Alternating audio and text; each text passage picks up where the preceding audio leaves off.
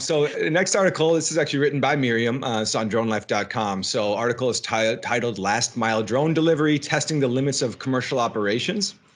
So 2 months ago, early April, a group of dedicated pilots gathered on a vacant college campus to test the boundaries of last mile drone delivery operating under the current Part 107 rules. The result of the testing was a 50-page report on every detail of the delivery process. And Miriam links to the report in the article, and we'll put the article link in the description of this podcast. But yeah, Miriam, why don't you kick us off on this topic? What were some of your key findings, and what did you find in your research? So this is a really fascinating event, and So the main company that was part of this was DroneUp, which is maybe the largest drone services provider, and they were working with UPS, who is obviously committed to drone delivery, and government agencies to kind of identify. I think what's really fascinating about this is when we talk about drone delivery now, we talk about tests and we talk about waivers and we talk about special situations. And what they were really trying to do is say, what can we do right now that's legal under Part 107?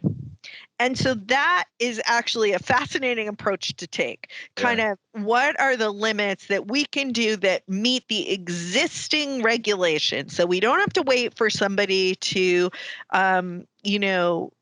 go further and get waivers and worry about one-offs, because when you're UPS, you want to be able to implement something broadly, that's not a sort of case-by-case scenario.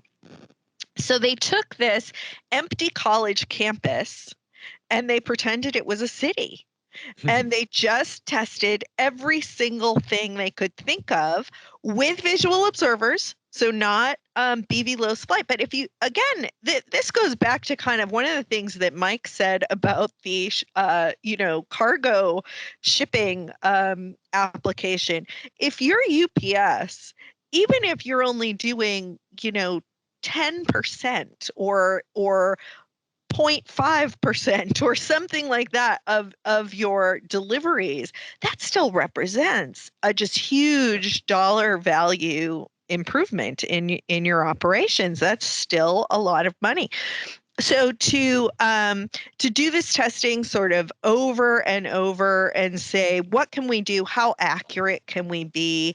And what processes would we need to develop? What communication systems need to be in place to do this repeatedly, accurately, safely, and under the conditions as they exist today? It goes, one of my favorite sayings, do what you can with what you have where you are, right? And so, and the results are fascinating because basically it comes up with you can do a lot. You can do a lot, without needing waivers or exceptions or whatever, that if you really think about the conditions that will work for this, there's a huge part of the US and huge applications where drone delivery is a perfectly reasonable, safe application right now today. John?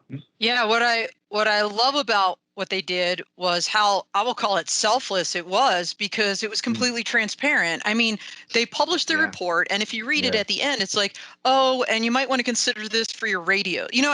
That like checklist, and here's what we learned, and here's how you guys can do it better. I mean, when you think about this, because UPS, they have a Part 135. I mean, they've already been proved to be essentially like a national airline, right, for delivery. They work with Matternet. They've been, and the North Carolina has been, DOT has been doing amazing things, but this is, I think I will call it one of the first absolutely transparent studies that people can take and apply. Like they can go out there tomorrow and do it.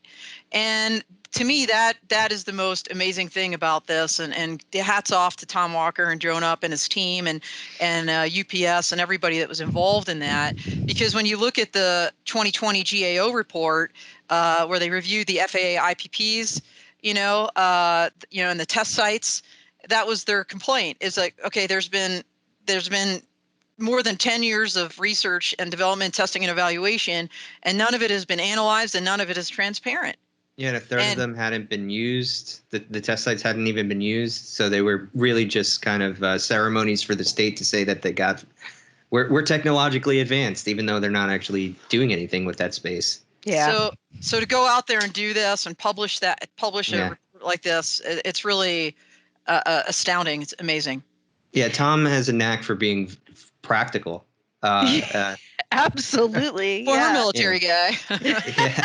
Oh, I didn't know that actually. Yeah. But no, he really, he focuses on what you actually can get done. And for somebody that, they were DroneUp still technically a startup.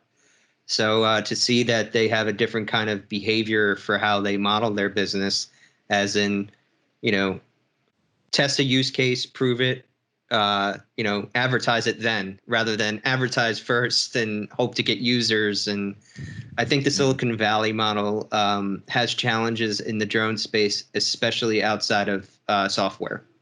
Sure. And I think Tom is proving that you can go a different route, especially on services and hardware.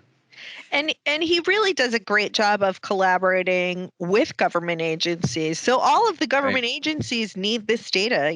They want to know, they want to enable things, but they need the data. They need detailed reports on how this is going to work. How are you? They got to like 99% accuracy or something with they were using DJI Inspires, and they were dropping to a target, and they could just do it over and over and over again. But all of the government agencies need that data in order to inform regulations. So great stuff. And Miriam, he did recruit a handful of folks that had Part 107.29 night ops waivers because they wanted to test that. So the majority of it, without a waiver, what can we do? They night ops as well. And so again, to I think Mike's earlier point, this information going back and showing the test case that, just like in the ports, this is doable. This doesn't need to be a waiver. Like, why isn't this just part of normal operations? Because we can do it. Yeah. Right. Yeah. No, really exciting to see. And like you said, Miriam, pushing the boundaries of doing, what we can with what we have, and pushing the boundaries of the current framework to see, what's even possible and where we need to improve kind of as the industry evolves. And kind of clarifying those boundaries for the rest of the industry too, because I think that that's important too, is if you really dive into Part 107, which is I'm sure Don can speak to, any legal document, it's complex, it's open to some level of interpretation in some parts, and to really clarify those boundaries is really important to drive the whole industry forward.